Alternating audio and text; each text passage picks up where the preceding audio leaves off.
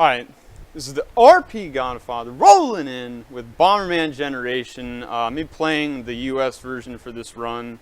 Shoutouts to Kurt Q and CEO the other runners of this game, and shoutouts to everyone in the Bomberman community. This is going to be an explosive Bomberman Generation run, and we're ready to start this thing up. 5, 4, 3, 2, 1, go! Alright. So let's get some hype in here. There's a 2-minute and 20-second cutscene here before the run actually starts. It's unskippable. So during that time, I just want to say that Kurt Q and CEO found a lot of the strats for this game. And shout outs to everyone in the Bomberman community. If you guys want to hype it up in the crowd here, every time I beat a level, you can go, "I did it!" Because that's what Bomberman does in Bomberman Heroes. So feel free to jump in and do that. Shout outs to the Rollin' Deep crew. We've got our own Rollin' Deep marathon that we're trying to get live, but right now it's just like an online thing. Like we haven't had any live marathons for it.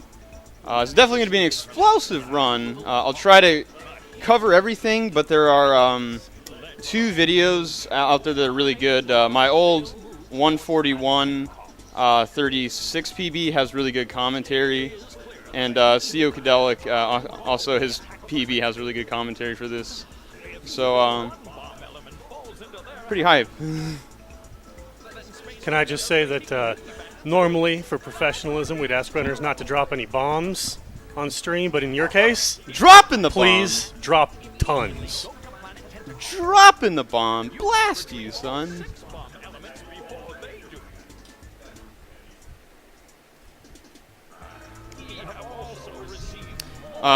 So head start. The run's going to consist of me jumping around worlds. So there are 3 different worlds that you can start at any of the worlds. It doesn't have like a linear path where you have to do World 1, World 2, World 3. You can start any of the first 3 worlds. So I'll be jumping in between the worlds in order to get firepower, bomb ups, and care bomb feeds during this run. So the run starts right here.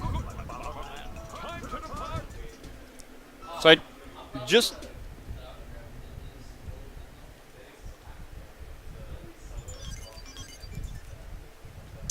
just got record this Thursday, so there's been some pretty fresh gameplay recently.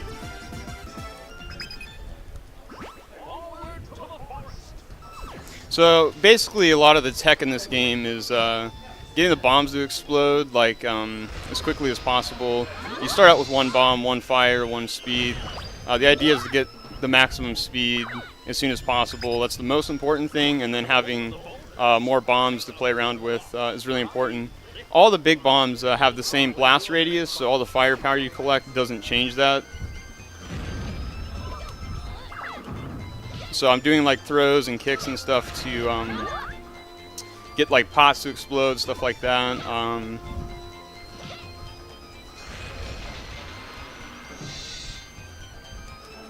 if we have any donations at any point in this run, feel free to cut me off and read some of those off. If we get any donations in, I will most certainly cut you off. Absolutely. That being said, we don't have any right now, but our wonderful viewers could help me out with interrupting you by donating. Okay. Also, if chat's got any questions for what's going on, by all means ask, and we'll get those questions over to the runner. Right, I will answer those. So here, like I'm getting...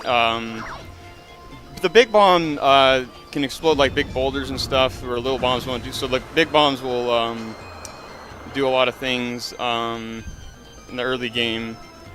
Here I'm going to collect my first care bomb here.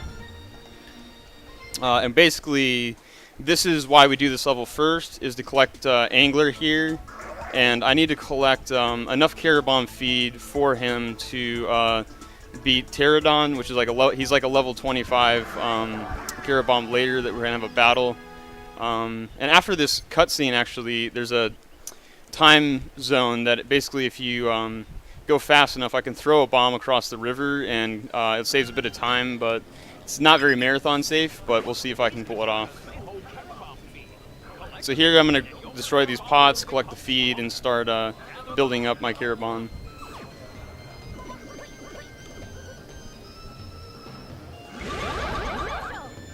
So things are looking good. With good movement and everything, I should be able to get this bomb throw.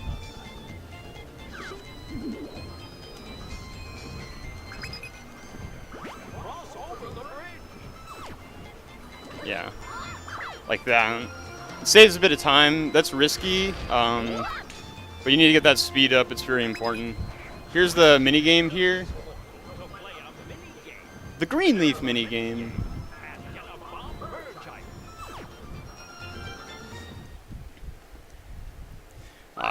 This you can fail if you jump too early or late, and sometimes the logs, like, they're infrequent. I'm just gonna go ahead and wait for the cycle.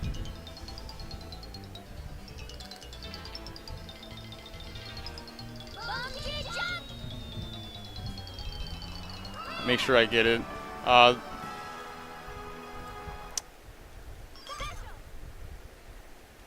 So once I destroy this big boulder coming up, basically it's going to start the river flow, and basically I'm going to collect a Carabon feed and a gold heart during that time, and I'm still going to catch the first log cycle. So by collecting this gold heart, there's a lot of damage boosting and stuff like that in the game, so it's pretty useful. And that's the first log that appears on that river cycle, so you don't really lose time by going and grabbing that. And plus the feed really helps later with the teardown fight. Alright, I got a quick question for you from chat. Yeah. Is this game fun to play casually? Because they were fans of Bomberman 64 and they're curious.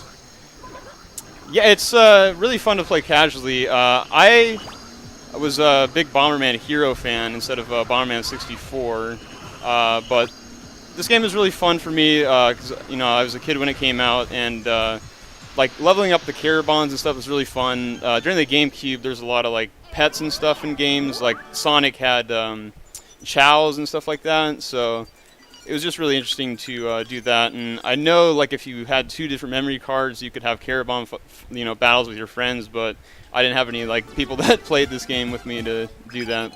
But it's really fun casually for sure. Totally had friends, just none that played this. Yeah, that exactly. So here are these little purple sandworms, and that guy trolled me. It's fine. So they're like, you basically drop the bomb while they're facing the opposite direction you want them to go. Unlike that, I screwed up, but that's fine.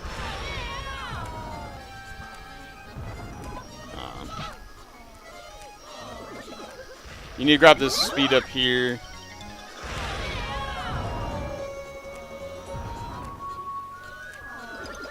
So I'm dropping multiple bombs because sometimes when I just do one, it won't like hit the guy, and then it'll just it's like hitboxes in this game are kind of a pain in some situations. I have a slightly off-topic question for you. Off-topic question. Is your name supposed to be spelled RPGPD? No, Okay. I don't know. That was a typo that just got in there? That was a typo. It didn't get fixed, and I didn't really bother to say anything about it. All right. Just checking. I will fix that. It's RPGodfather with an O. Okay, so this fight. So he defended there. Sometimes you get a one-run fight, round fight, which is really good. But it's all RNG based on these battles, what moves that they're going to select. So you pretty much just toss a coin when that on. It's a lot of RNG in this game that costs a lot of time in this run. So that probably steers some like Kurt Q and CEO Kadelic away from trying to beat my world record and all that. So here a lot of Professor Ryan's text boxes come up, and like if you're holding a bomb, you'll drop it and stuff like that. So you just gotta like know where those text boxes are to not hold a bomb out and it'll just like, you'll waste time. Here I'm going to do some interesting bomb tech.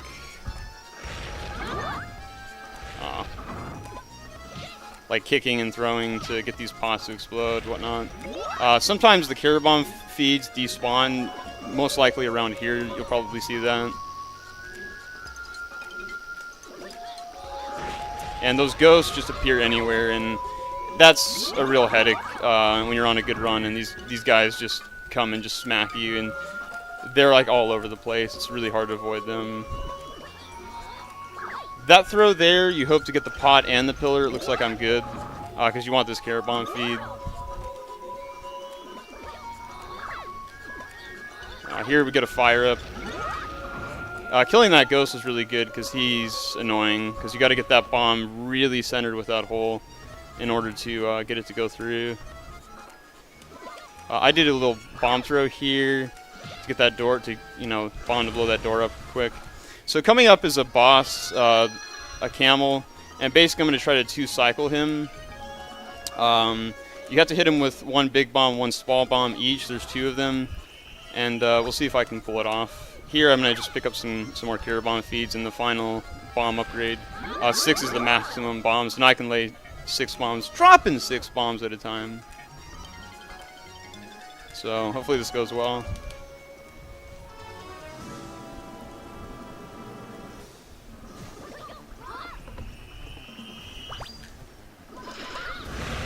Okay, looks fine. So that big bomb has a pretty big radius, so you don't have to get it like super close. It just has to be close enough. So that was a solid 2-cycle there. Good stuff. Sometimes the camels can drop like really early and you don't have enough time to charge up your big bomb, and there's really nothing you can do about that. Definitely Bomberman games have a lot of RNG, so there's a few that don't. I know Pocket Bomberman's like the one that doesn't have like insane RNG, but most Bomberman games have lots of RNG. Here we're going to trick these eels with bomb throws. Basically, they'll try to grab the bomb, but it'll still go through them, and that way I can blow up those boxes there, and I'll be using that to trick two at a time later on. Just an interesting mechanic. Here, I think you can one-round this if you have high enough attack and special, but there he defended, so this is going to be a 2-round. Just more RNG in the run. Kaiman, we really only use on this level. He has the damage that you take from anything, so we're going to be using that for some damage boosting. Antler increases your bomb throws, so that's why I'm able to throw the bombs further, so I'll be alternating between those carrot bombs.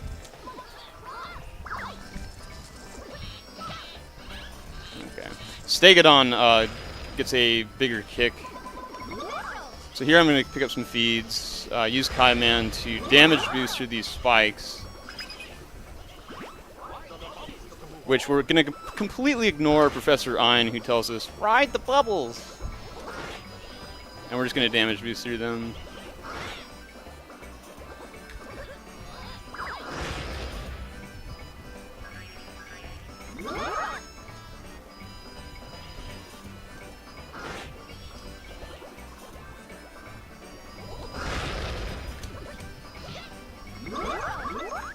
So I'm giving all the carrot bomb feeds to Antler. It's very important that you do that, because you're going to need basically all the feeds that you can get to beat Pterodon early. And Pterodon allows us to bomb jump in this game, and there's a lot of interesting bomb jumping tech later on the run. Here I'm gonna get on 2 of those water wheels at the same time by just barely making the cycle. Unless this guy might have something to say about that. Yeah, that's... might still make it. Nope. So normally, if that guy's not in my way, I won't have to hit that switch and wait a little bit, but that's fine. So here I'm going to try to trick these 2 guys. Like, oh, nope. Just kick through them. And then as soon as you blow these switches up, you can run through these currents. So right now, if I ran through that current, it would suck me in. But as soon as that bomb blows up, even though you can still see I just got no carrier bomb feeds there. That's really bad. So that's not good for I might have to grab some extra feeds. I'm gonna grab this heart here because I'm low.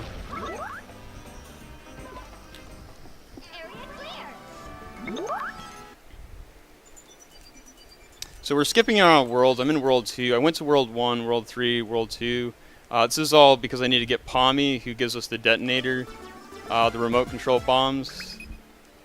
And that allows me to blow up bombs at will, so that really speeds things up. So we're trying to get to that as soon as possible.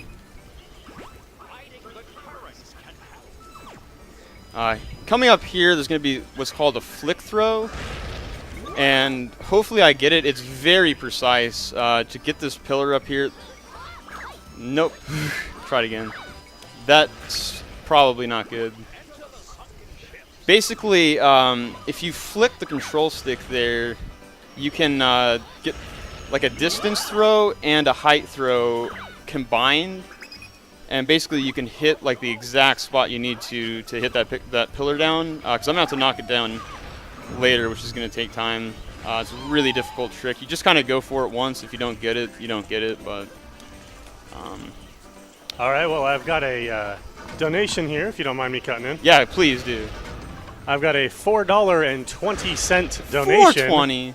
Indeed, from Hikokage.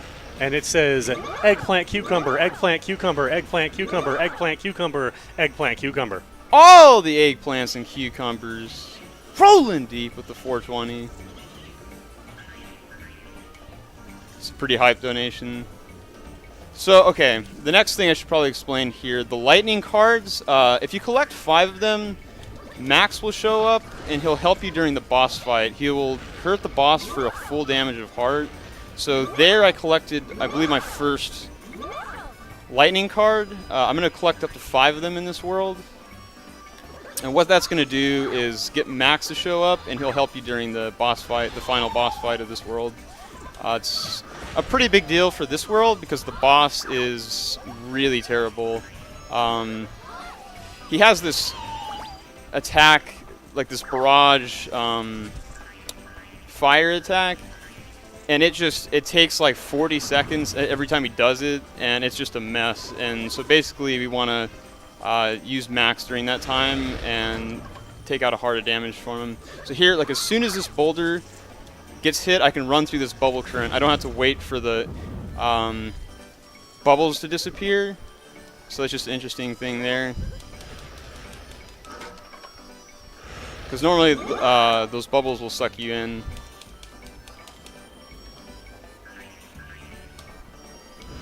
So we're coming up on the beauty bomber fight.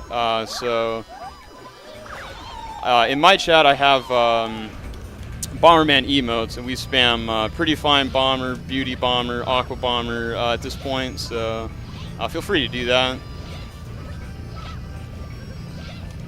And I use Stegodon here to take out some of these enemies with some really long bomb kicks so that they don't troll me. So were you asking our viewers to also drop some bombs? I'm asking the viewers to drop the bombs. Get explosive in the chat. The only really tech here with this guy is if you get him to hit one of your big bombs with one of those fires, it'll blow up the big bomb early, and it saves about a second each, but you risk hitting yourself, you risk a lot of things by doing that, so I'm just going to play it safe here and hit him 3 times.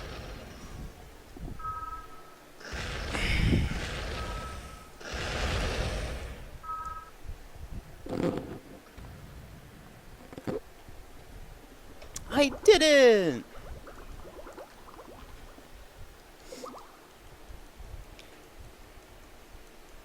So yeah, this fight is pretty hype. The beauty bomber fight. She does her gorgeous Showtime attack, which is simply just outstanding. It's very fabulous. She shows her amazing moves here.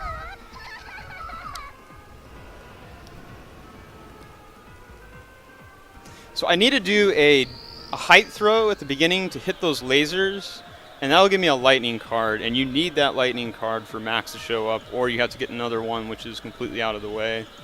It's really easy to do, but if you don't get it right away, it can be a problem. So right away I'm going to be getting this lightning card.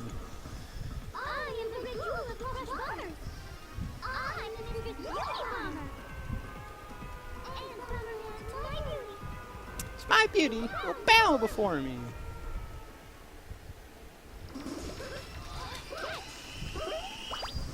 Okay, I have to admit, when she was warping in, thought it was a Sonic character. A Sonic character.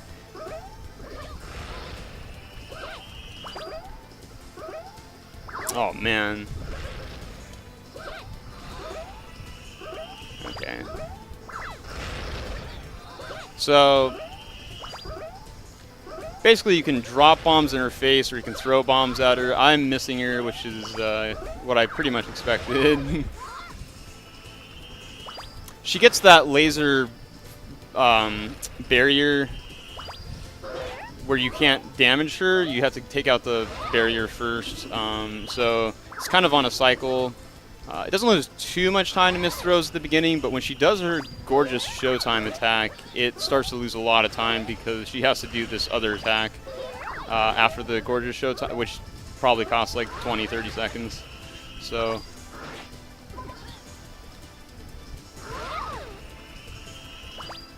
here is the gorgeous Showtime attack. You can throw bombs at the lasers and it'll blow the big bombs up instantly, or you can stun her by throwing a bomb at her, which is more safe, but it saves a bit of time if you go for the lasers.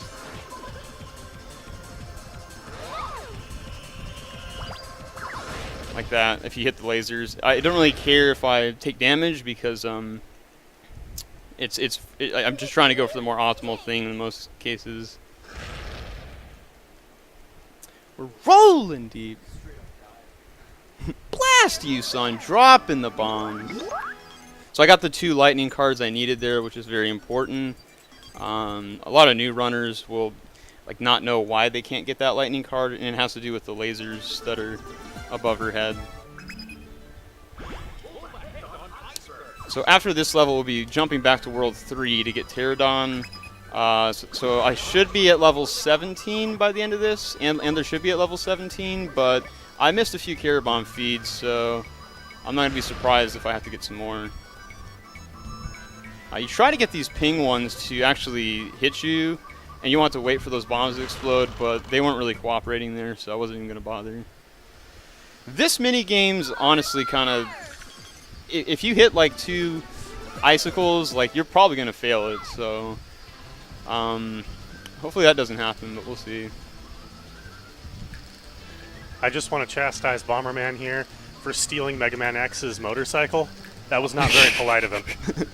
Well, he just wanted to go fast. I mean, look at how fast he's going now. I mean, he liked how fast the Mega Man speedruns looked, and he just wanted to, get on that, train, so... I'm going to grab a Carabomb feed here while I'm waiting. You got to wait for the icicle thing. Oh, that's not good. It's fine. We still made it. Nice. Because that's the first cycle you can hit, regardless. Here, there's a lot of just charging up big bombs and destroying, killing walruses and getting them out of your way. And after this, all the seesaws require a big bomb to go all the way up. So basically it's just charging big bombs and then not getting hit and dropping your big bombs here. And not having that happen, which didn't really lose time. So you can throw these big bombs. It's a bit faster, but if you throw the big bombs towards the walruses, they will kick it up in the air. So it wastes a lot of time if they do that, so I just take the safe route, and it really doesn't save that much time. Plus, dropping the bomb there always will kill all 3 of those walruses, which is important. And I throw a big bomb up here, or a bomb up here, while the platform's raising. I can't do anything because I want to get all these pots over here to get some Carrot Bomb feeds in the final fire up. Fire it up.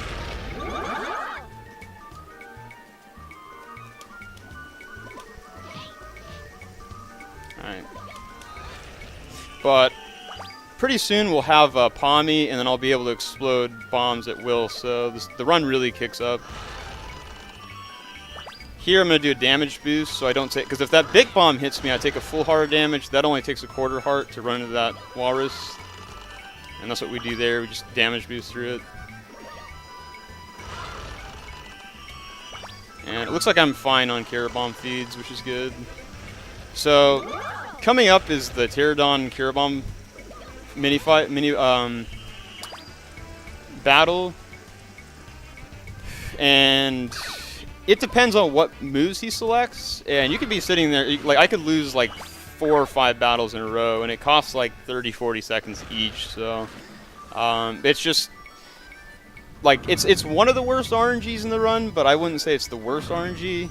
There's a boss later on that can completely kill your run, and it's like right at the end of the run, so it's pretty unfortunate. I grabbed that potion there, which gives me a full level, and if I'm level 17, I know I should be fine.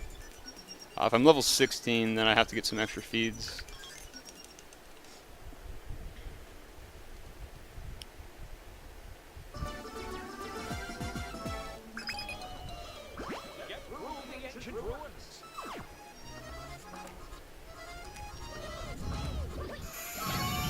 So here I drop a bomb there before that door slides down, get that bomb kick in, grab these last Carrot Bomb feeds, and hopefully we win this battle first try. That'll save a bunch of time.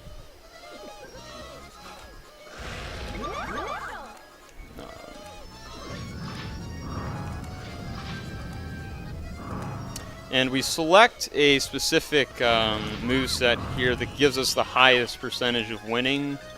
And it's the bottom option, and then the second bottom option, then the top option. And we'll see what happens. It really depends on what his second moveset is, whether I'm going to win this or not.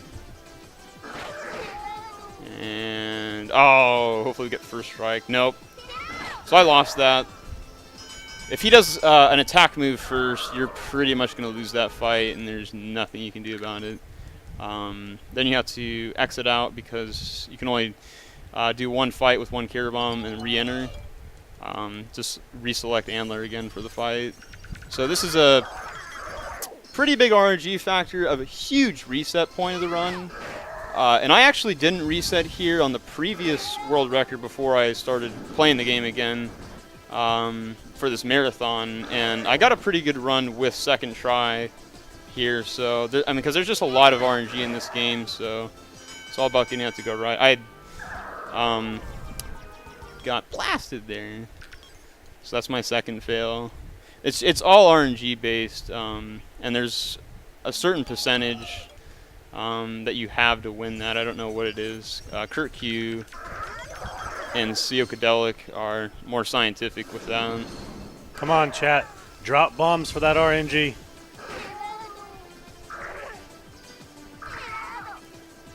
So you want him to use a green, like skillfully or whatever first, because his fire. Yeah, get what this is what you want. So we're good. Rolling deep.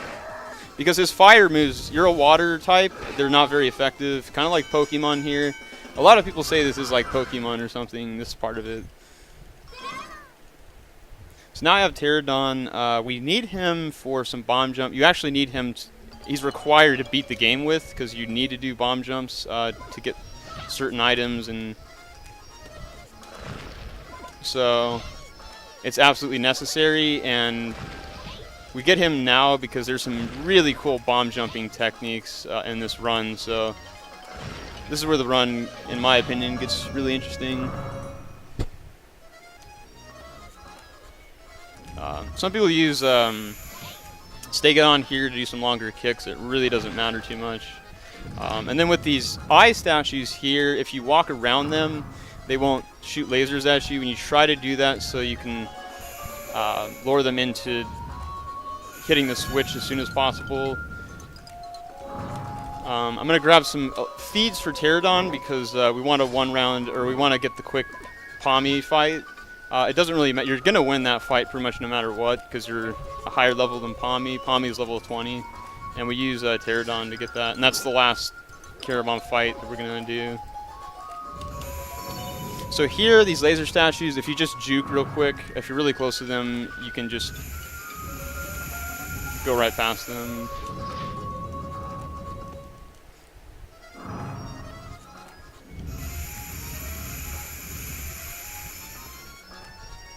Okay. And now what's coming up here is called the purple guy glitch. Basically, a normal bomb will not blow this HUD up, but if his explosion just happens to hit it, it'll blow it up. So that saves about a minute right there, what I just did, because you have to go all the way to the right, hit another switch, bomb like 4 or 5 different HUDs.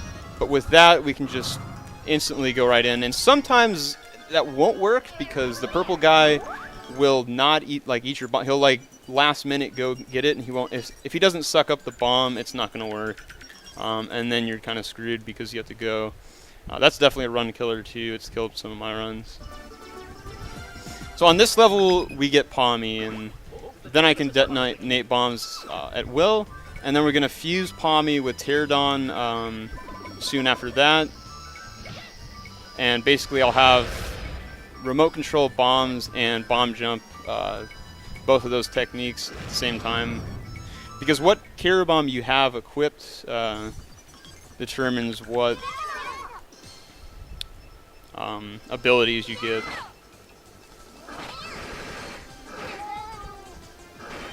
So now I'm going to be able to detonate my bombs, and then after this we are going to have the worst boss fight in the game, the octopus. And he has really bad hitboxes. You need him to eat your bombs, and sometimes like you'll place a bomb like right next to him and he just will not eat it. A lot of runners of this game really hate this boss. I hate this boss coming up.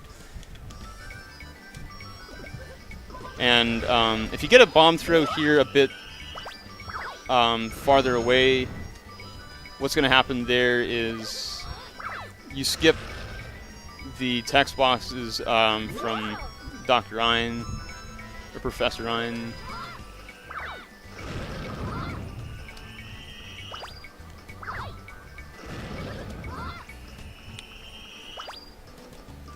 But shout out to those eggplants and cucumbers rolling deep, dropping the bombs.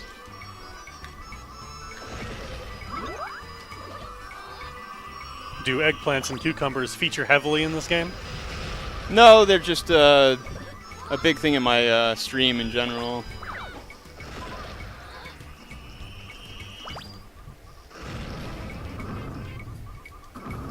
Coming up here, I'm gonna intentionally hit myself with a big bomb in order to blow this ice barrier. It basically saves you having to go back and forth on this platform.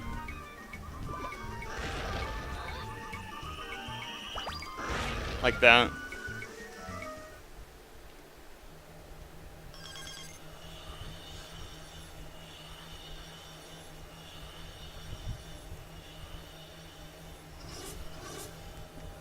But yeah, any questions anyone has, let me know. We're definitely interested in having new runners of this game. I know Oro picked up the game this year for a little bit, but he didn't stick with it. And definitely down to help people out in learning the game. It's a pretty chill speedrun, aside from the RNG.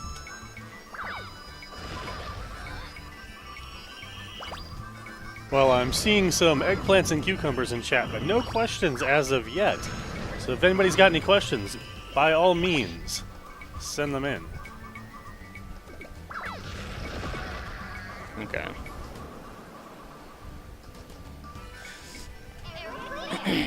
So this boss here has 2 phases. The first one, there's a ship that you have to blow up, and yeah, we switched to Angler to get the bombs on the ship. I damage boost here because that's just going to happen. And you want to do a distance throw, 2 distance throws there. Charge up a bomb here. Okay. I'm really low health. Should have grabbed that heart, but that would not roll deep on the previous level. I believe now if I take damage at any point, Max will show up, or he'll just show up at the beginning of this fight. Technically, you don't want to damage yourself with a big bomb there unless you have 4 hearts or 3.5.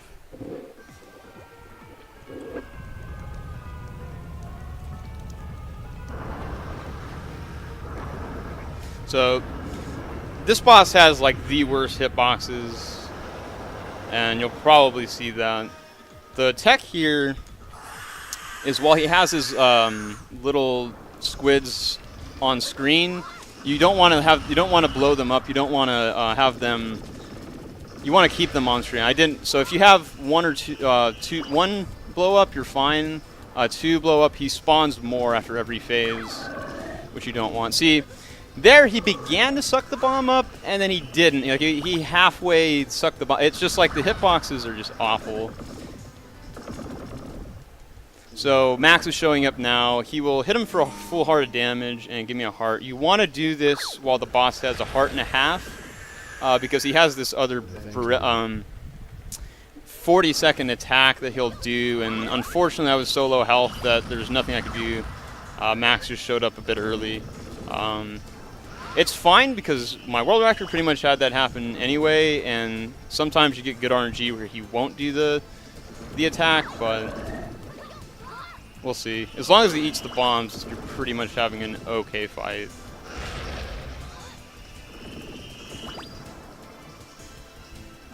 So basically you're juking these enemies, and if they run into they'll explode, and if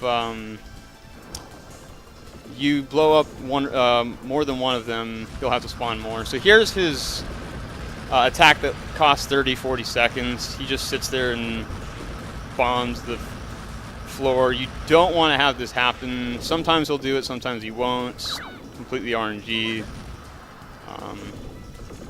A good run would not have that, maybe have that happen like once. It's usually going to happen regardless. Okay. Yeah, he's gonna do it again.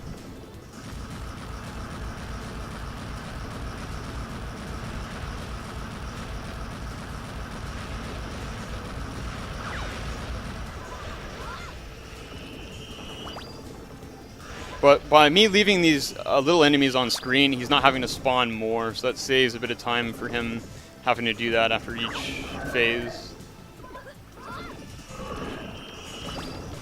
Okay, he's gonna do it again. Pretty much what you would expect in a marathon is the worst RNG, and he did it 3 times. And it's completely out of my control what he's gonna do. It's games like that. So if you're on the best run ever and you get to this point and that happens, then too bad. Okay. At least he's eating the bombs, because those hitboxes with him eating that, like, sometimes he just won't eat it, and this phase will just last. He's going to do it 4 times. Excellent. He's dropping the bombs on me. And if this boss isn't enough, immediately after this boss is another boss with a lot of RNG. So if you have, like, the perfect fight here, you probably aren't going to have the perfect next boss fight. It's usually how that turns out. Okay, so that's the fight. So we collect our first bomb element, and the game really speeds up, because we've already done some of the levels from the other worlds, so now we just have to finish them off and quickly go through the game. There's items that are required for me to get. There's certain bombs that we're getting. I have ice bombs. I just got that in this world. I need to get wind bombs, light bombs, as well, and the game checks to see if you have that later in the game, because you need them to progress through the levels. So if you forget to get them, you'll have to go back to a level and get them. That's happened in a run of mine before as well, but a lot of those are like my early runs. So some more corny text from Professor Ein. Okay, keep up the good work. With regard to the carabombs that you've met and rented, they should surely be of some help to you. Be sure to take good care of them. I'm waiting to hear good news from you, Bomberman. So, interesting, we're going to do World 1 last of the first 3 worlds. We're going to go to World 3 now and finish that out. So we did World 2. And now we're going to finish out 3. This is because having wind bombs helps in World 1 on a specific level. So this boss here, basically, we don't know everything about him, but we know that depending on either where you're standing between you and him, depends on what attack he's going to do, or where you stand on the arena, it depends on what attack he's going to do. It seems like that affects what moves he's going to do, but it's not like 100%, so it may be like a percentage thing, or it may just be a myth. We don't really know. But basically want him to do the cyclone. We want him to do the twister attack, and we want him to not do his air bomb attacks. We'll see what we get here. So he's going to do this attack. We wanted a twister there, but this is not too bad. And this comes, he'll either go 3 or 4 times back and forth. That was 3. That's the better of the 2 variations of that attack.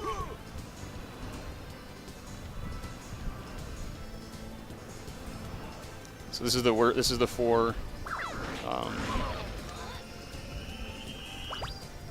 So we'll go 1, 2, 3, and he might go 4. Yeah, he's going 3. Once he gets down to 2 hearts, that's when he can start doing his air bomb attack, and you want him not to do that. And really, it seems like where you stand changes that sometimes, but okay, he's doing it. We don't really know. And then he can do 2 different variations of this attack, either 2 waves or 3 waves, and that's completely RNG as well. And this attack probably takes up about 20 to 30 seconds.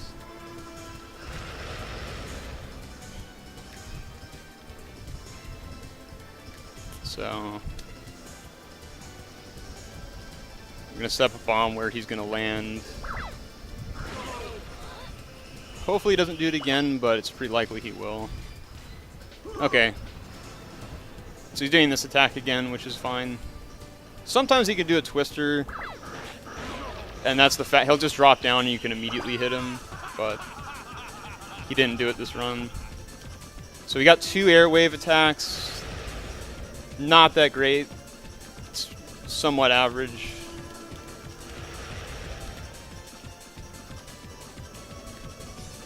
And he did a 3 wave, which is the worst.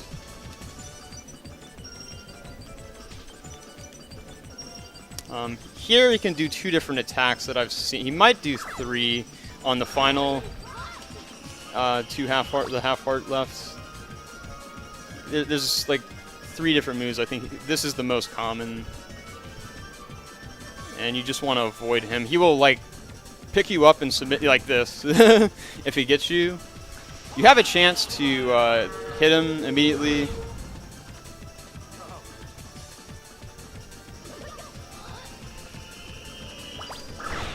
Okay, I did not get him, and I damaged myself to try to get it as soon as possible.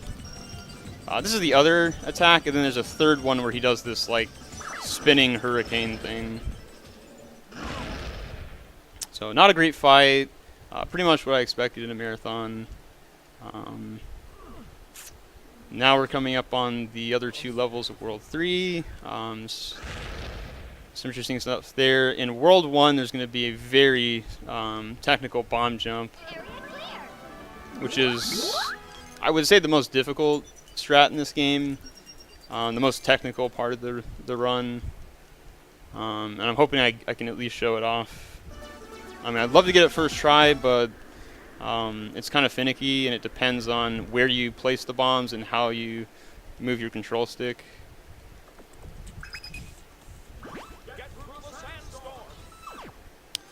here is just hitting a lot of switches. We do pick up Pommy Dragon here, which we fused Pterodon and Pommy together.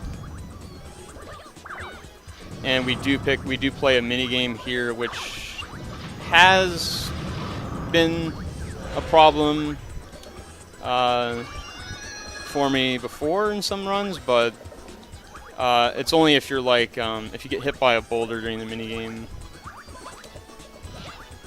Okay. So we charge this big bomb here, and we're gonna pick up Pommy Dragon. I'm gonna switch to Pommy Dragon immediately because if you don't do that, you won't be able to do the bomb jumps, which are coming up pretty soon.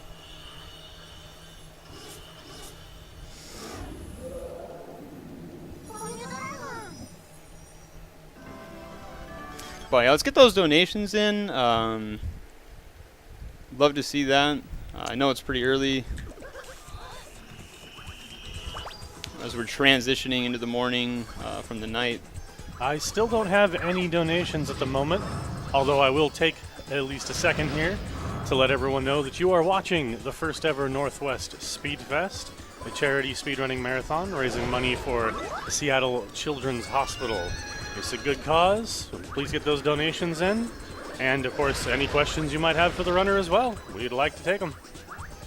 Yeah, and if you're not here for the questions, you can always come into my stream or send me a message on Twitter or something if you have questions about the game. I'd love to see some new runners. So this mini game here, you have to bomb that, and then hit the green switch, which will spawn another bomb. Pick that up and then place it on the yellow switch without getting hit by any boulders. The timing of when you drop that bomb on the yellow switch, you don't want to do it too early or else you won't hit. And it's pretty much that. These laser statue guys, if you run up along the wall, you won't trigger him here like that. That's perfect. And so that way you don't have to wait for him to do two lasers. I like to kill these purple guys because they will eat your bomb and just make a mess.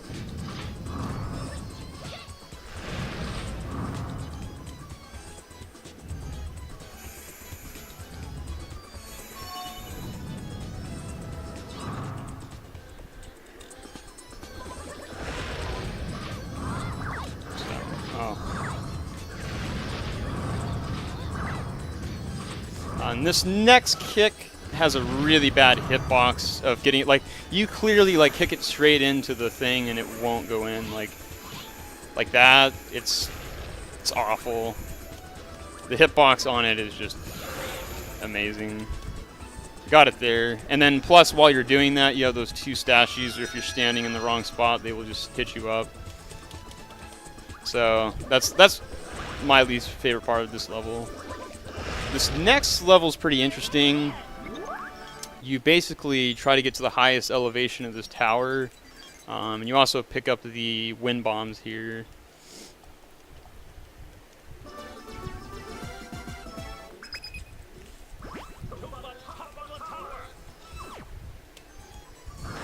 And that ghost, yeah, he's awesome. He just pops right up in your face. Smack in your face. I'm going to do the purple guy glitch here, hopefully. Maybe he'll eat it? Okay.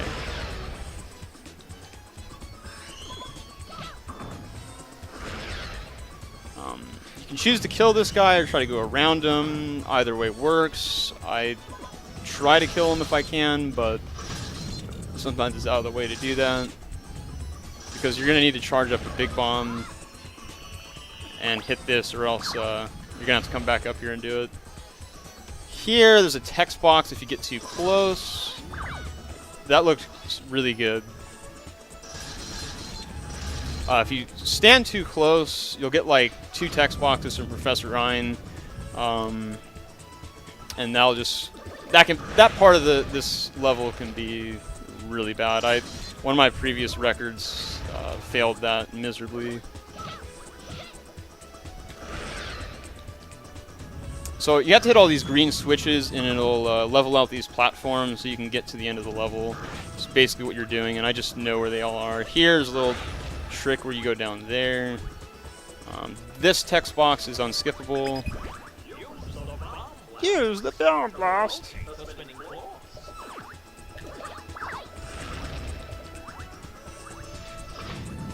I think I will pick up a heart here because this next boss, things could get really bad with him, and I do not want to die to him in a marathon. That would be pretty sad.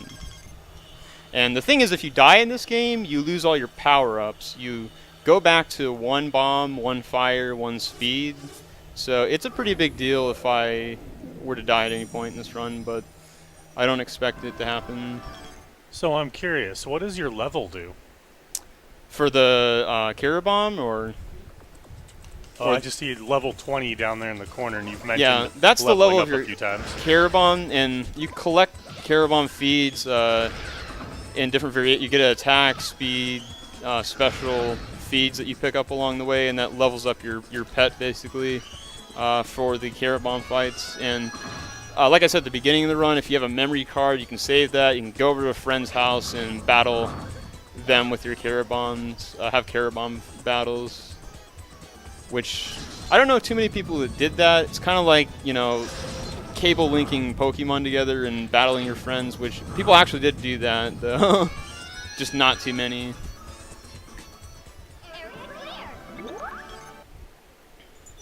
Okay, so this is the boss of World 3. He has 2 different phases. The first one, you try not to kill any of the enemies because he has a chance to spawn more. It gives him another move that he can do that's not what you want. He can either become vulnerable and open up and do this like ground pound thing where he raises up and then you throw a big bomb into that ring, or he can just shoot out lasers from his eyes, and you do not want that. But it seems like where you stand in between, you know, him and you depends on that, or if you're looking away from him or looking at him seems to also be a thing. And he gave me the good RNG, but I did not have a big bomb ready because the fire enemy trolled me, which that's another problem with this fight. Yep, now I'm getting the lasers. I've seen it happen where you get all 4, him to open up 4 times. So I killed one of the enemies, now I can respawn him, and that could be bad. But it doesn't always happen, sometimes he'll cooperate. Okay, laser. No, he's spawning the... Oh no.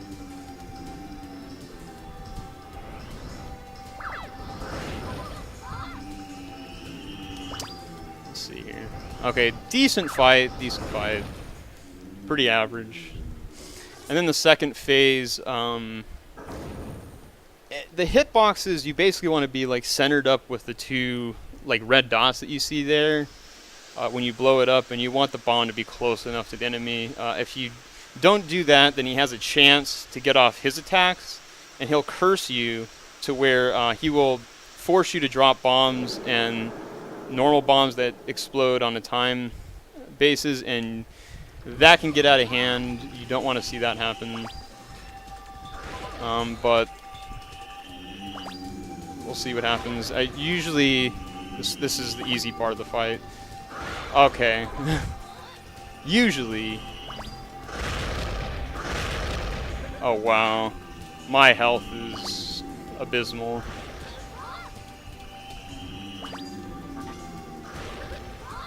So I cannot take damage.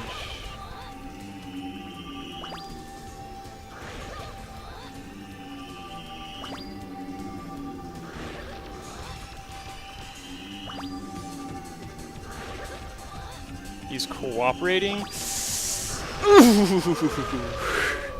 Clutch! So if that big bomb would have hit me there, I would have died, and I would have had to redo the whole fight, recollect all of my upgrades. It would have been a mess. But the game knew I was doing a marathon and did me some justice. So you're rolling deep.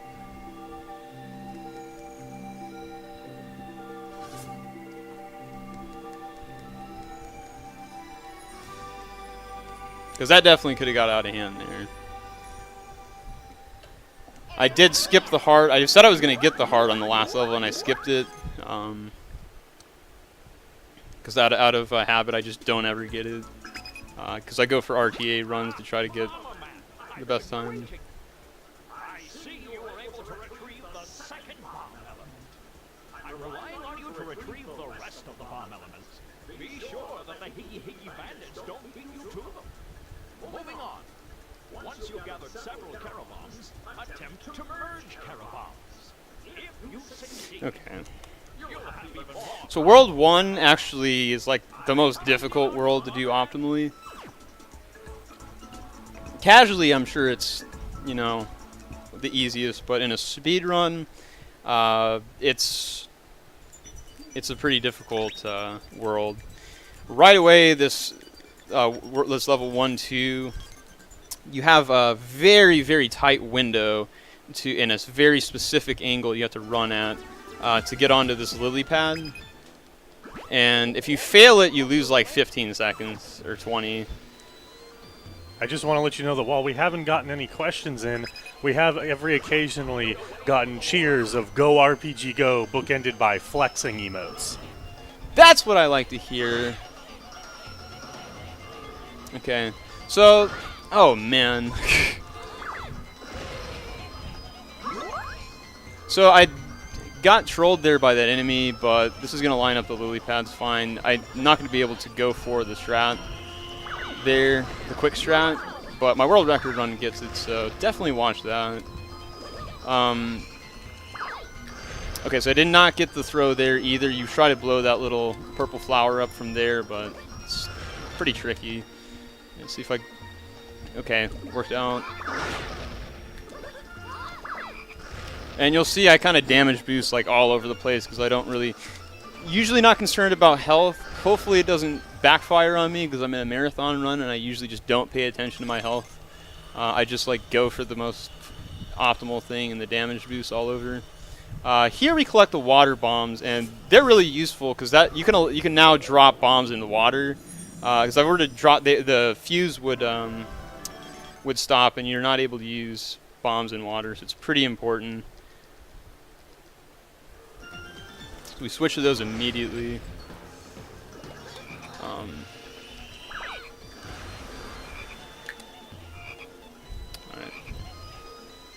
So that's pretty much all there is to that level, is that one like lily pad cycle. I didn't get it the quickest cycle, but I only lost maybe 10 seconds. Here you want to hit a big bomb and a small bomb, so you want to kick a small bomb at him so he doesn't get his attack off, charge up the big bomb, hit him with that, you're good.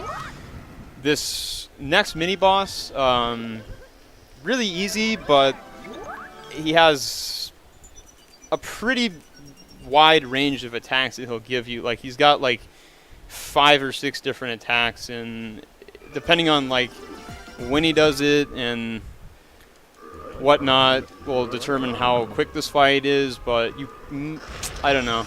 I would say you might be able to lose like 20 seconds on a really bad fight here, but that's like if he does the ground pound like one after another and you're just not getting big bombs on him.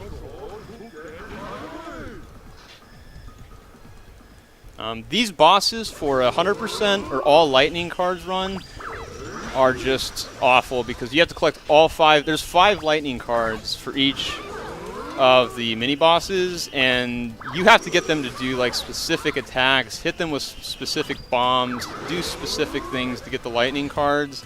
And to pull that off, like, you know, first fight to get all 5 lightning cards is really difficult to do. So I'm the only one who does all lightning card and 100% runs, or the only one that's done them. And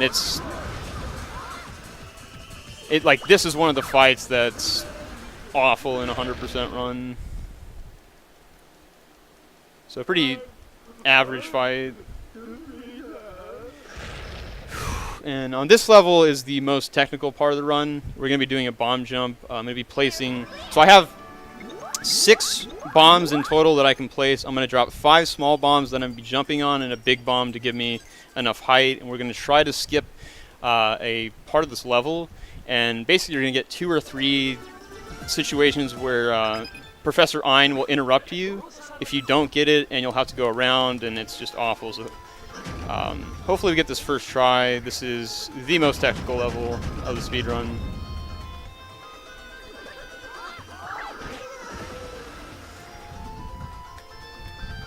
Okay, those logs are, yeah, great. Charge a big bomb here. And here comes the bomb jump. Here we go. You have to make sure you got Pommy Dragon equipped, because a lot of times I'll have Pommy and it won't work.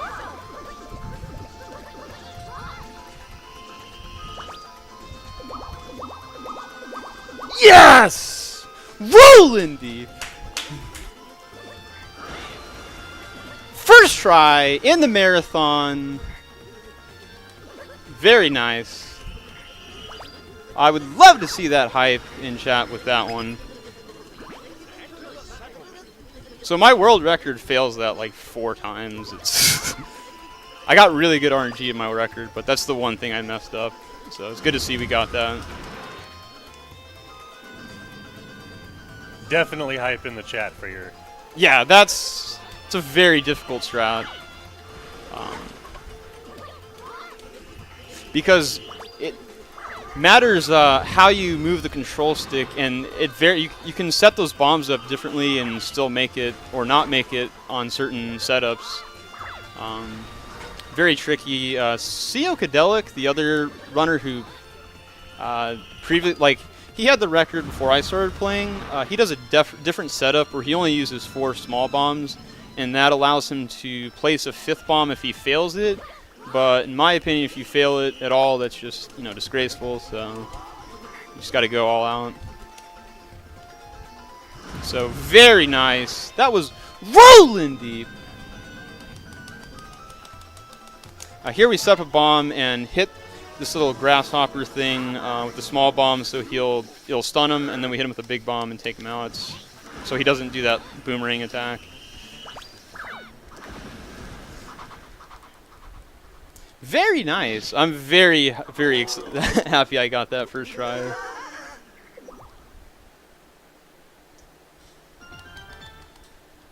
Let's switch to wind bombs here. That's why we did World 3 first. I don't even know if it saves. It may save like 1 or 2 seconds to even have them, but there's just an alternate route that you can take on this level with the wind bombs. Because we're going to get high with the green leaf on this level. A green leaf production. Okay, so these boulders are on a cycle. If I'm fast enough, I'll be able to avoid them all. That doesn't really matter. Basically, you'll get in front of this one. Like that. That's basically means you're fine.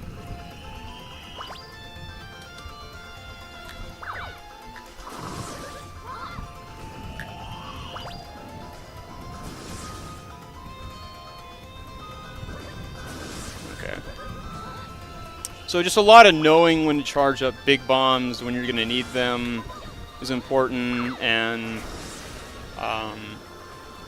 that's a huge part of the run. And there's going to be some more bomb jumps coming up. There's another difficult one, and there's like a really easy one that basically you're supposed to have Unicornos for that, which does a line bomb, but we skipped getting that Kira bomb altogether. The only time you're going to see Unicornos would be in a 100% run, because we don't get them in the all lightning cards run either. Okay.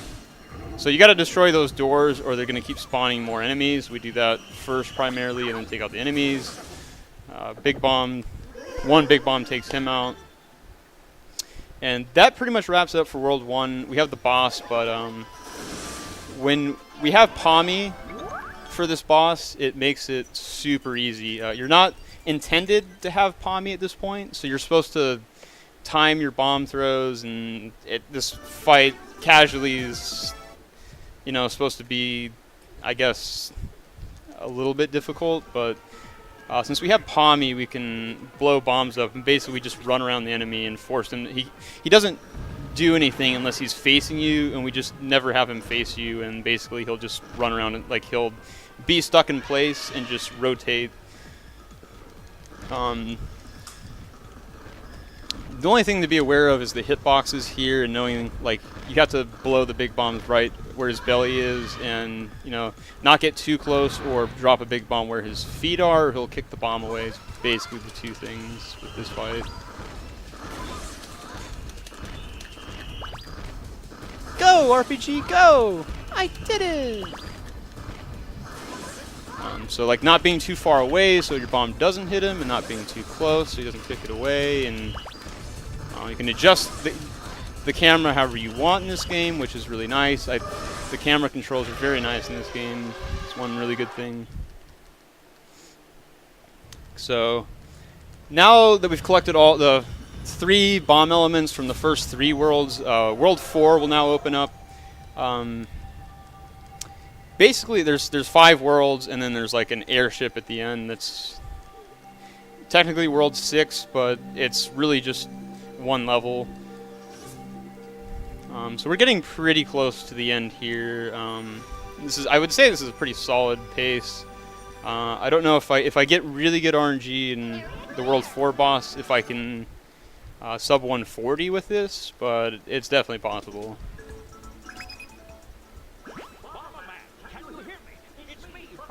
It's me, Professor Ein. So I've got a donation here. All right, let's go. Got a $2 donation from Bolero. Says in honor of Yoshi Pro, the Glove God's recent world record. It's not a Pirates 25, but it's something. Shout out to Yoshi Pro with that Glover action.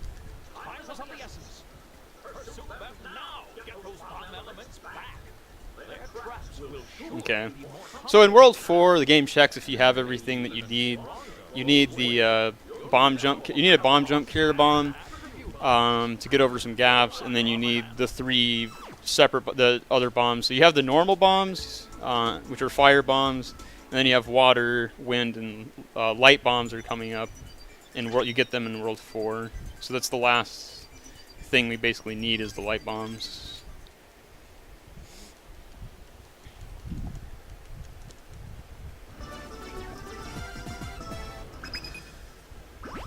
But yeah, shout outs to the Rollin' Deep crew. Pretty sure that they're watching. Shout outs to everyone watching. This is a pretty exciting marathon. It's the first Northwest Speedfest marathon, and it's very exclusive.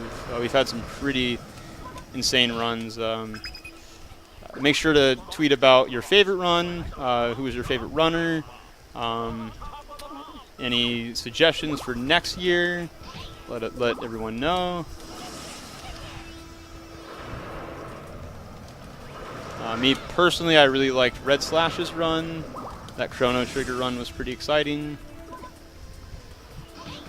Okay. So this level has a bomb jump that is pretty finicky. And plus, I switch to a bomb there usually to stop myself from running into that laser field, but it's not a big deal. Switch to ice bombs here because we need to freeze some water fountains or water spouts. That enemy is completely RNG based, where he'll run around and maybe cost you a second or two when he does that.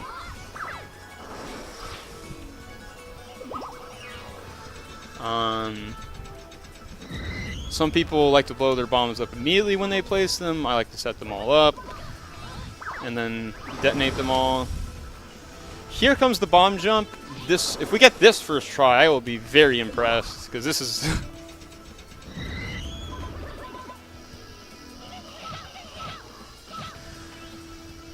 okay. That's pretty good. That is pretty good. I think you're intended to get back on the mine cart and after you place bombs and ride it back and forth, but this minigame's the worst minigame. If a fraction, like a speck of that blast radius hits you, you will fail the minigame. And it's confusing, like, where the hitboxes are for a lot of the new runners. I see them fail this a lot. And plus, it's completely RNG based where the boulders are, and you can just get some abysmal patterns. Oh man! So I threw the bomb a little bit early there. That was disgraceful. Because that was the last boulder too. Oh well.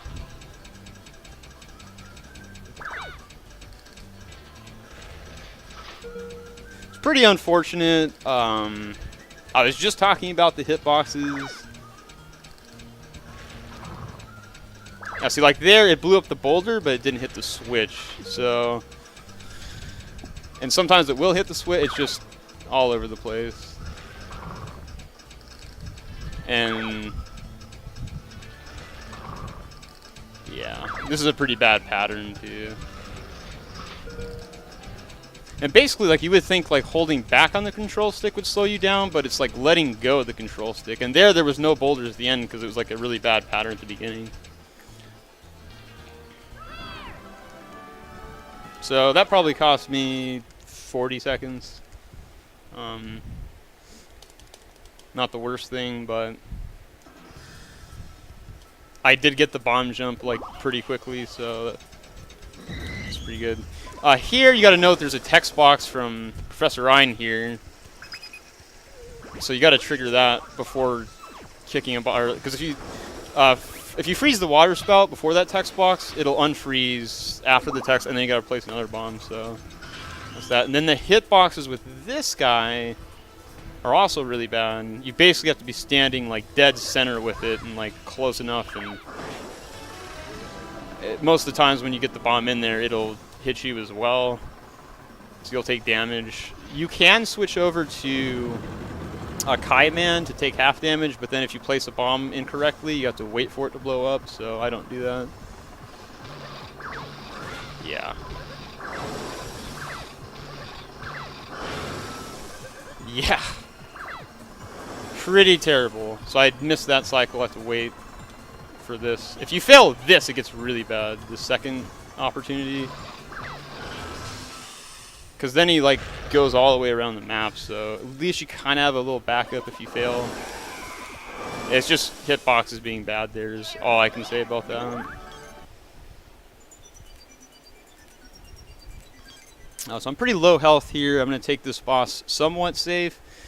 Because he has, like, this... He's like a pyromaniac. He's just, like, absolutely insane, and he's just popping off with his machine gun arm.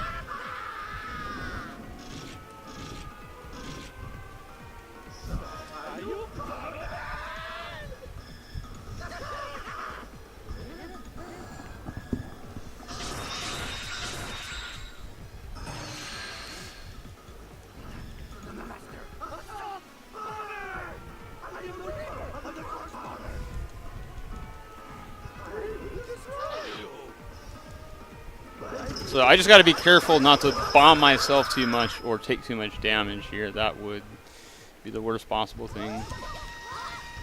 So basically, that gun will not hit you if you're too close to him. So, like, it's pretty straightforward with this first segment here. He will just use that attack, and it's like a very long-ranged attack.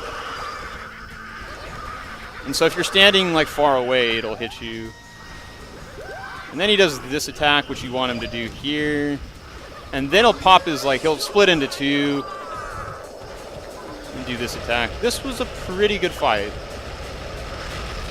There I damage boosted, because why not? Or damage, yeah, myself, because why not? I just want to get the fight over with. Pretty good fight. I missed charging up, like, one big bomb, but it only lost me, like, 3 or 4 seconds.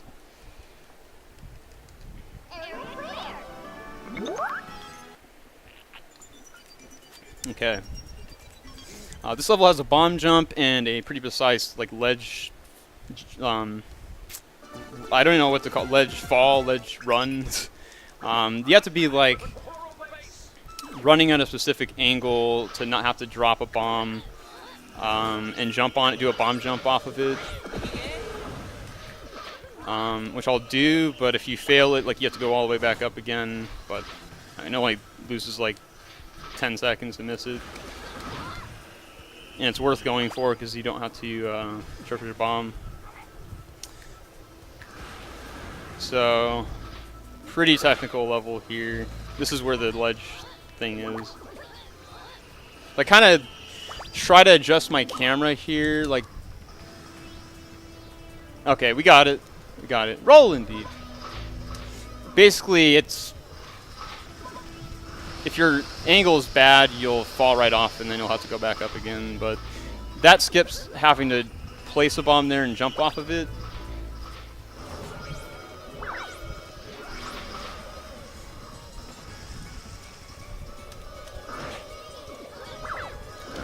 Oh, wow. So, you know, for marathon purposes, we do have to be concerned with my health. And I don't usually do that, but I do know we have 2 hearts right now. So 2 big bombs will take me out. You can collect a total of 8 full hearts. There's 4 other gold hearts. Okay, here's the other bomb.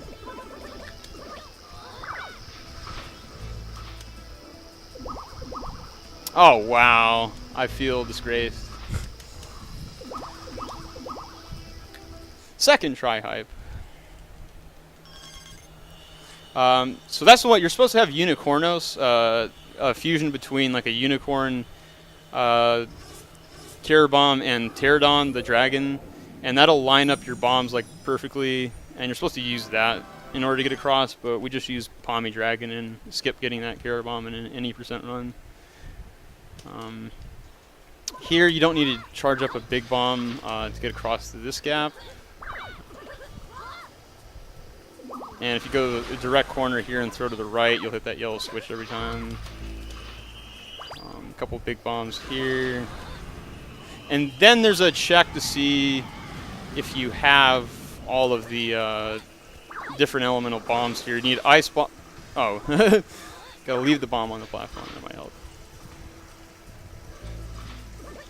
Ice bombs there, water bombs here, then wind bombs here. And we just collected the light bombs, so now we have basically everything we need. We want to hit that leaf before that Professor Ryan talks to you there, so it like descends to the ground while he's doing that. This is the worst boss in the game, aside from... I would say the octopus is the worst, but this is right at the end of the run, and it's completely RNG if he becomes vulnerable or not. There's like a 2-minute cutscene here as well.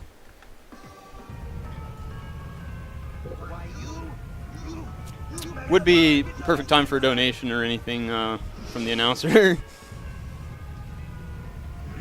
Unfortunately, I have not received any new donations as of yet. The viewers out there, get your donations in. We'd love to read them. And questions as well, by all means. So all of a sudden, it looks like we're playing Transformers for the GameCube here. We're gonna transform our cars here.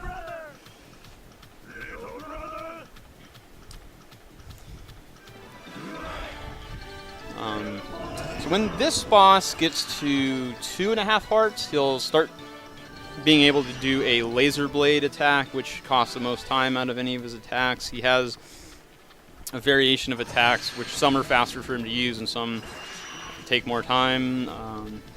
And then basically you just throw a big bomb. When he his leg sockets will like overheat and they'll open up and you can hit him during that time, and it's completely random. I would say it's a 50-50 whether he will do that or not.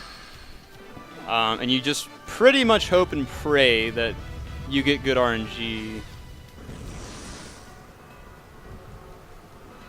if you're on a good run.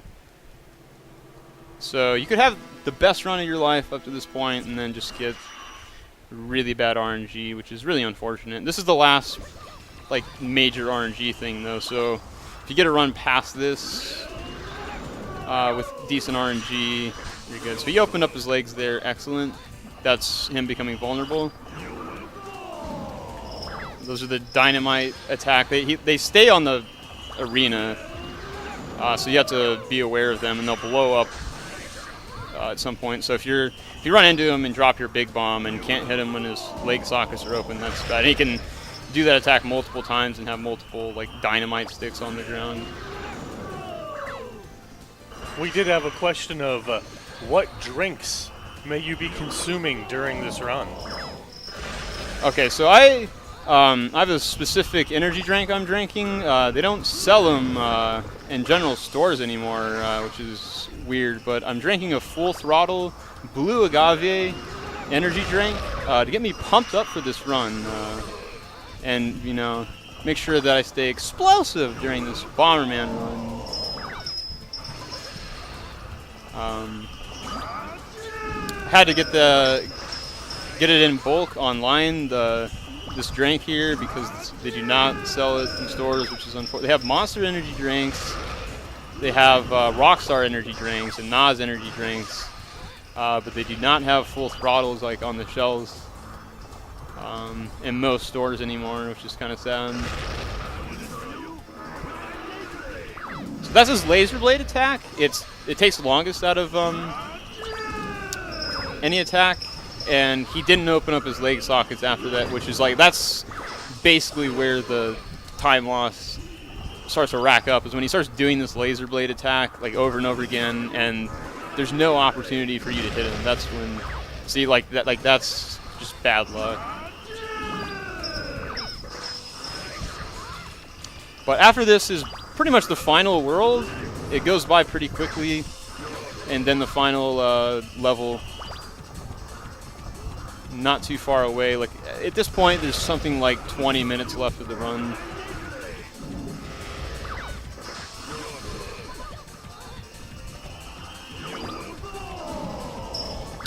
We're gonna hopefully get Bean to come back and do his super VR run, because he could not. He had technical issues with setting up his run, but from what I've heard, those have been resolved. And since this run should be well under estimate, should be something like a 1:45 pace run.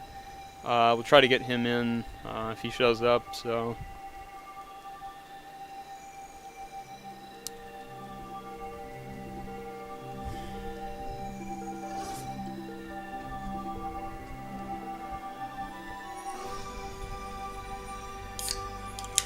Cracking it open.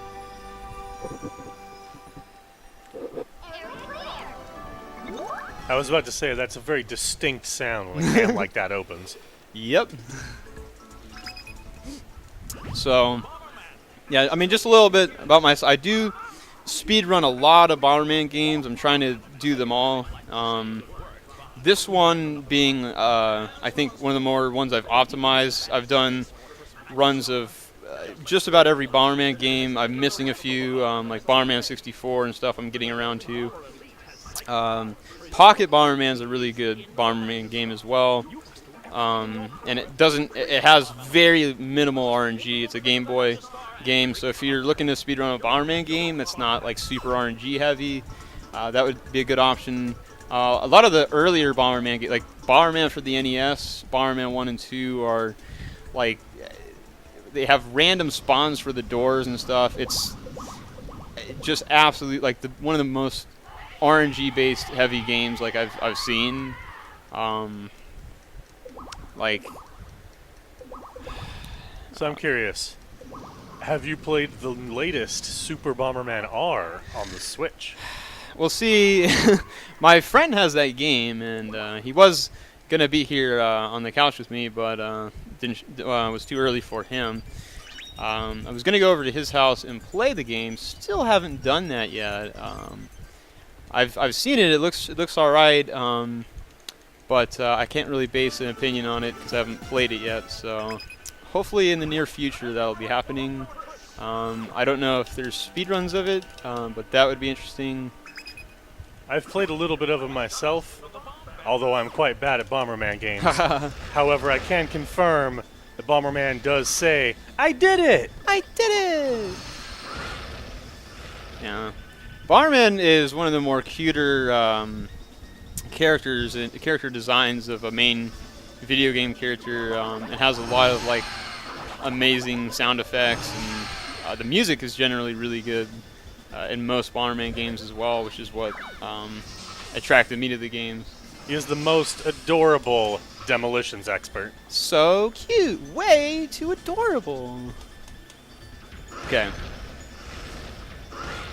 Oh wow, we are pretty low health now, but I'm gonna pick up a heart later, due to the fact that we have a heart and a half. A heart now.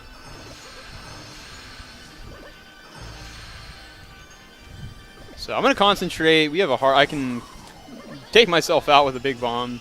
There's some turrets as well that can one-shot me. This is the second to last level, basically. Unless you count the last world to be a... Oh, wow. It's okay. I can pull this out. We're going to be clutch. I have a half a heart left. What's up? 15 minutes. Okay.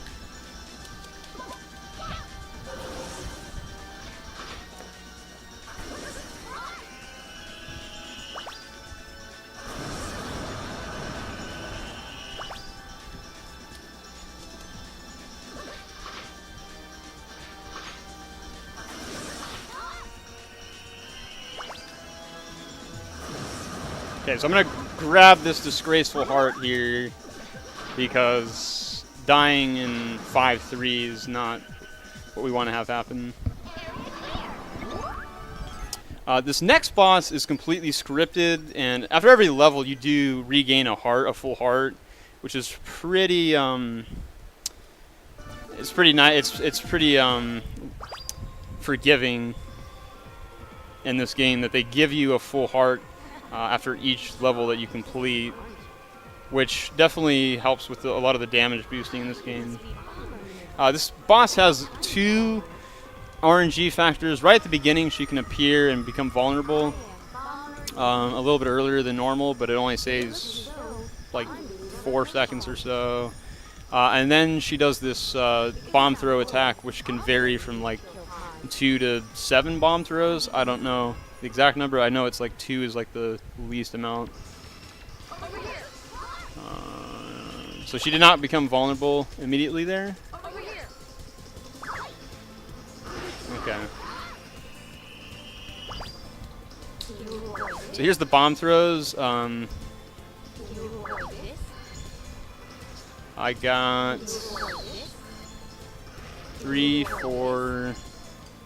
Okay, this is bad RNG. It's like 5 bomb throws.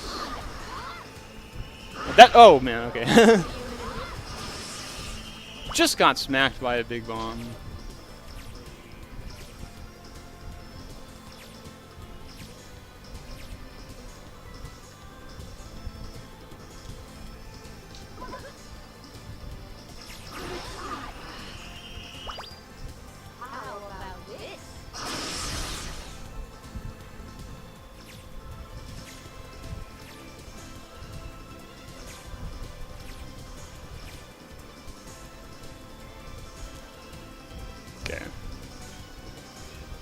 Oh, I got this pattern. That's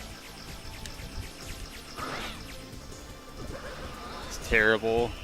So depending on your movement, I believe causes that. So we're gonna be low health going into 5-3.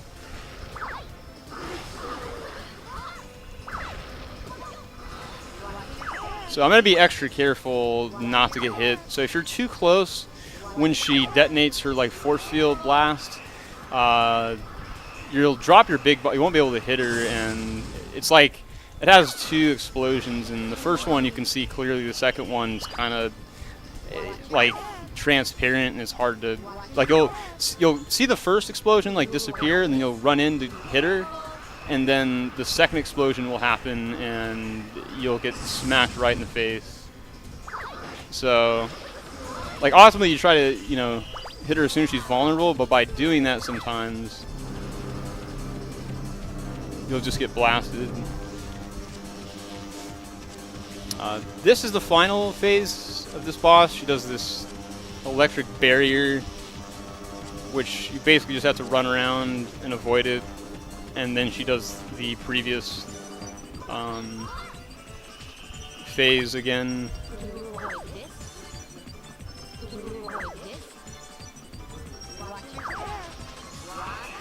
Watch out!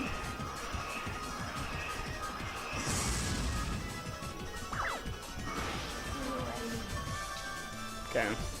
So I do have to be careful in the next level. If things go wrong, it could lead to a death, and that would cost a lot of time. It's basically the last difficult part of the run is the next level.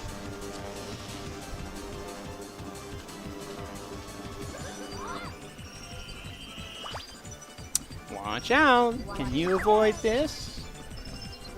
Watch your step.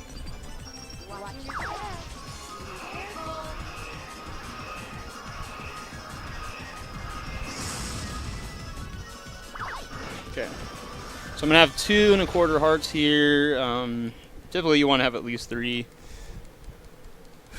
Towards the end of the level, there's this boss that can be problematic. Because he has this laser attack that takes out a full heart of damage. There's a crusher going on at the same time, and he spawns like small coins that have random movement patterns, and like things get out of hand if you get you know, lost in that fight.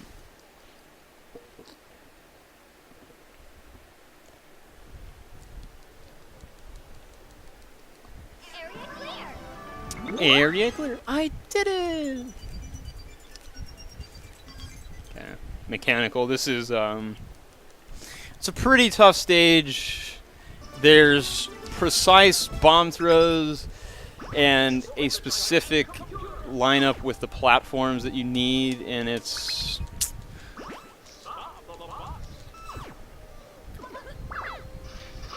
basically the final stress factor of the run.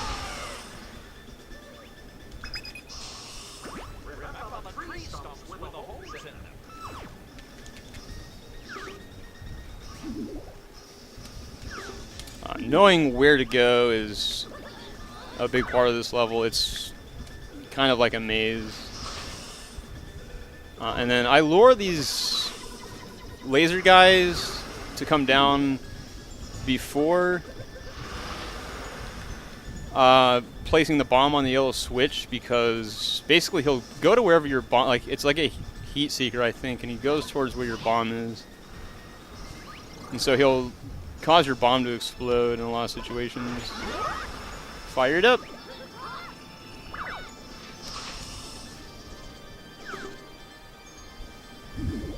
So like here, try to lure him.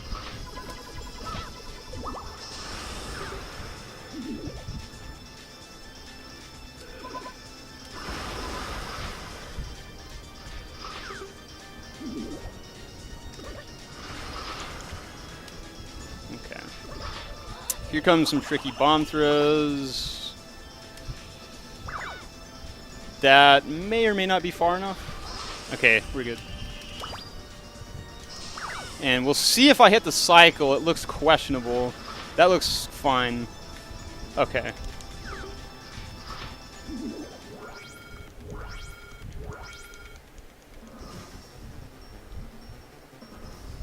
So this laser will hit me for a full heart of damage. I don't want that. I don't have the right Carabomb equipped, but I don't want to get, so I'm going to just go ahead and drop the bomb to be safe. To wait for it to explode, switch to Pommy Dragon. So dropping a bomb there will stun that hand. And then I'm going to come over here, take out these coins. I have to wait for that. I don't know how that cycle is based on. It seems to be kind of random where that platform spins around. Then we want to go on the purple floor here. Stun that hand.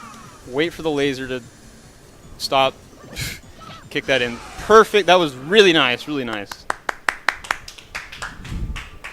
Because that fight can cost like over a minute if things go wrong. Hasn't gone wrong for me in a while, but just know that things can go wrong in that fight. That wasn't time, though, was it? Did I not lose time? No, I was asking if that was time for the run.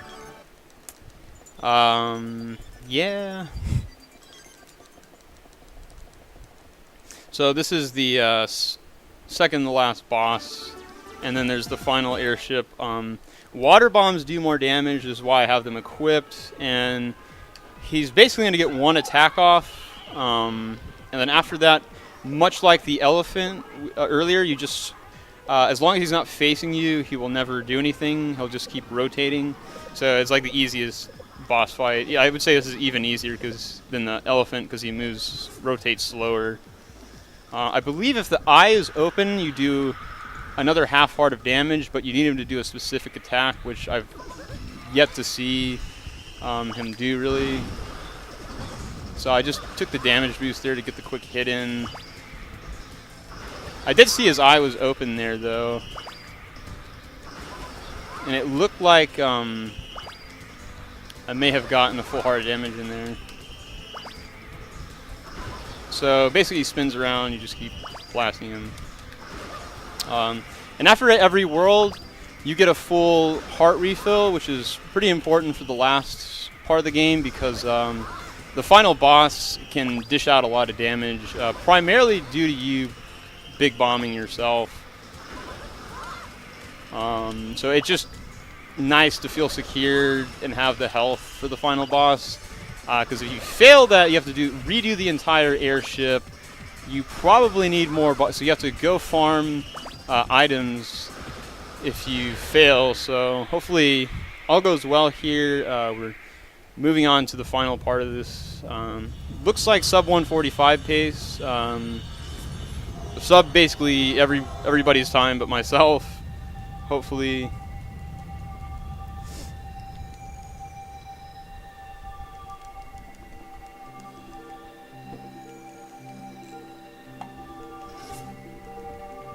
And we get like the corniest cutscenes coming up here. There's a cutscene where it pans like the entire ship. It like slowly shows you the entire ship, and then it just shows the Higgy Higgy bandit leader laughing, and that's the whole cutscene. It's pretty ridiculous. And then like Professor Ein like starts coughing like he's got some kind of sickness. At the end, like I don't know what that's all about. And then basically having the Higgy Higgy bandit leader and his voice is just ridiculous. Bomberman! You put a big bomb in my oven! I can't cook any more turkey! My wife can't cook for me anymore! I'm gonna show you, Bomberman! So this is the cut. It just shows the entire airship, and then slowly goes over to him laughing at you. And it's a long, like it's pretty meaningless.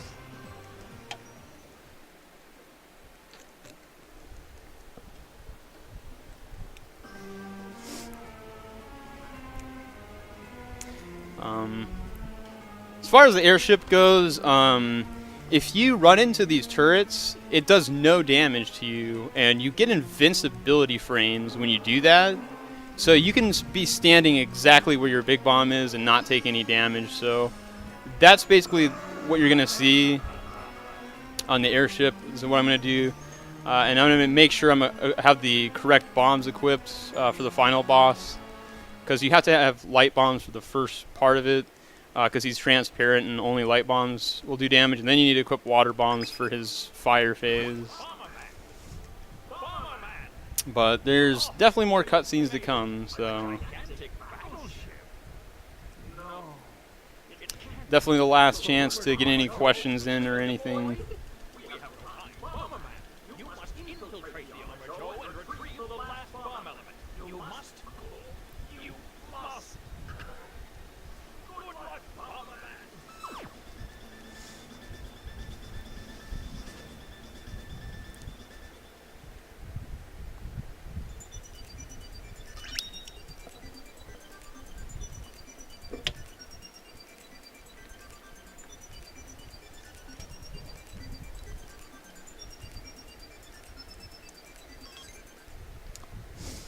Okay.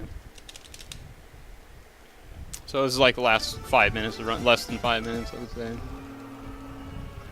So yeah, this part he just comes up, Bomberman! Ah! What do you think of this? What do you think of this? This is the ultimate secret weapon of the Higgy Bandits, the battleship Armor Joe! Bomberman! If you want the bomb element, If you want the bomb elements, you must come to me. that is, if you can get this far. So, this really quick airship thing. It's mainly just cutscenes at the end, really, and a very short level and a pretty quick boss.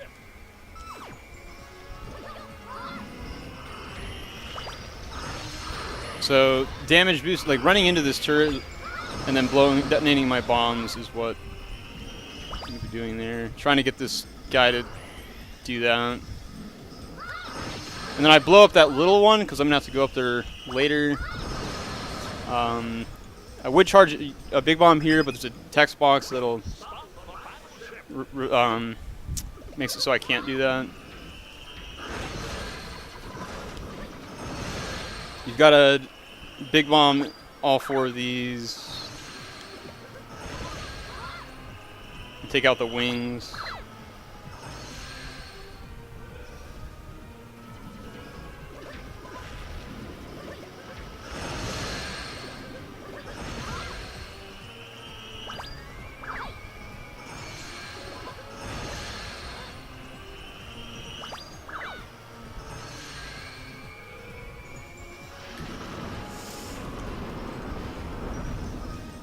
There are 2 big hearts on each side. I usually don't get them. I'm probably not going to get them here.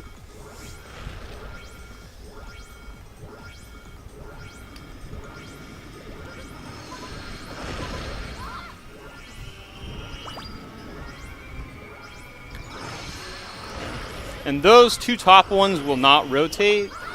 They're set to shoot straight, so not a problem. And that's basically everything here. Now it's just the final boss. So, hype for the next run. I'm not sure what we're going to have.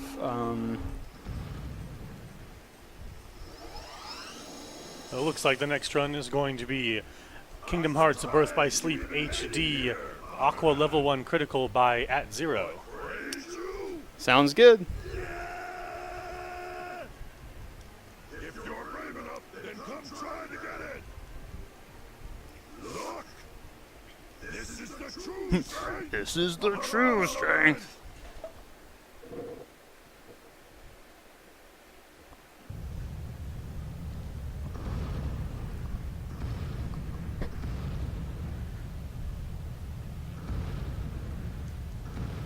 But yeah, I'm definitely interested in having more people run the game. There's a small handful of people. There's some people have done it for the 12-hour challenge, but it's mainly me, Psychedelic, and Kurt Q that run this game.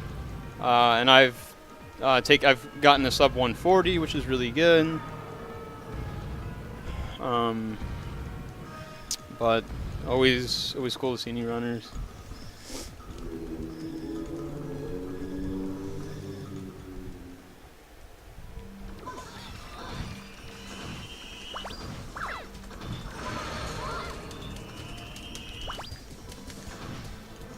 Oh.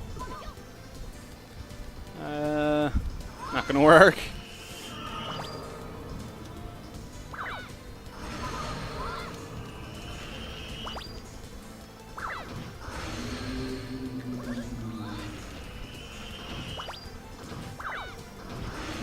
Okay, switch to water bombs. Okay, I'm gonna have to do a bomb kick here. Basically, if you throw a big bomb at that fire, it'll explode immediately and can do some damage. At this point, you should be good. This is pretty much the end. Get ready on time, actually.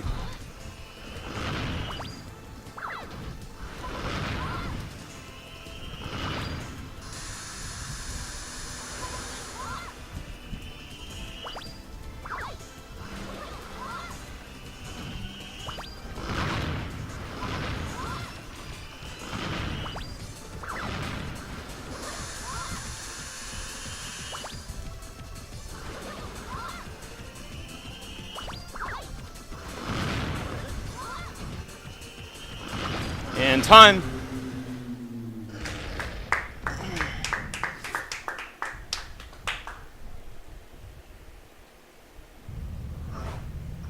Your time was 1 hour, 45 minutes, and 47 seconds. Yeah, decent run. Had some bad RNG, and I got the bomb jump first try in 1-4, so really happy about that. That showed off the most difficult tech in this run. Pretty solid run. Pretty happy about it. I can let the credits roll out, or we can just set up for the next run. It's pretty much up to what we want to do here. Well, if you've got any shout-outs or final thoughts to share. Shout-outs to the Rolling Deep crew. Shout-outs to Miss Honor. Shout-outs to Hito for the Rolling Deep 420 donation. Shout-outs to all the eggplants, all the cucumbers. Shout-outs to the other 3 runners, Oro, Psyocadelic, Ceocadelic, and Kurt Q. Hopefully Northwest Speedfest will grow. We can get like a full week marathon going or something at some point. That would be awesome. I know there's a lot of submissions, a lot of people that, a lot of cool runs that didn't get in. You can follow me on Twitch at RPGodfather420. You can send me a tweet, whatever you want to do. If you have questions about the game, you can ask on speedrun.com on the forum or something, or just message me. That's pretty much it. And Rollin' Deep. This is a Greenleaf production. Well, with all that being said then, I think we'll probably shift over here to getting setup going on for @Zero's upcoming run. Sounds good. I'll let him take over.